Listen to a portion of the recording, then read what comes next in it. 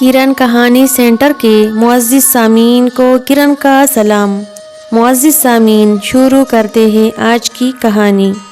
شادی کی پہلی رات شوہر نے اس کا گھونگھٹ اٹھا کر کہا، سنو، یہ شادی ایک زبردستی کا فیصلہ تھا۔ میں کسی اور سے محبت کرتا ہوں، مگر میرے گھر والے راضی نہیں ہوئے۔ میرے ابا کو دل کی تکلیف تھی، اس لیے ان کے آگے لڑ نہ سکا میں۔ میری ہاں ایک مجبوری تھی، شاید میں تمہیں زندگی میں وہ پیار نہ دے سکوں گا جس کی تم حقدار ہو۔ یہ کہہ کر وہ اٹھا اور دوسرے کمرے میں چلا گیا۔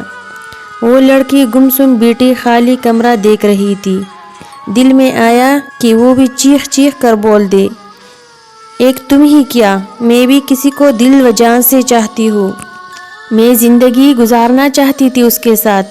غریب تھا اور محنت کرنے والا بھی تھا، بس وہ گھر والوں کو پسند نہ آیا۔ میرے پاس اور چارہ ہی کیا تھا، میں بھی بہت مجبور تھی۔ میں بھی ہار گئی اور میری تم سے شادی ہو گئی۔ تم مرد لوگ تو کہہ سکتے ہو، ہم لڑکیاں یہ بات کیسے کہے؟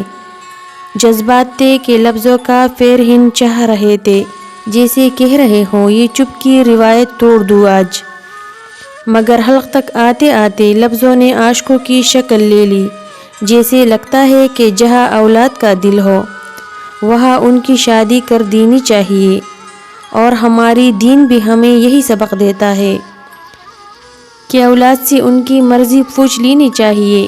بعد میں پچھتانے سے بہتر ہے کہ انسان اولاد کی خوشی کو دیکھ لے۔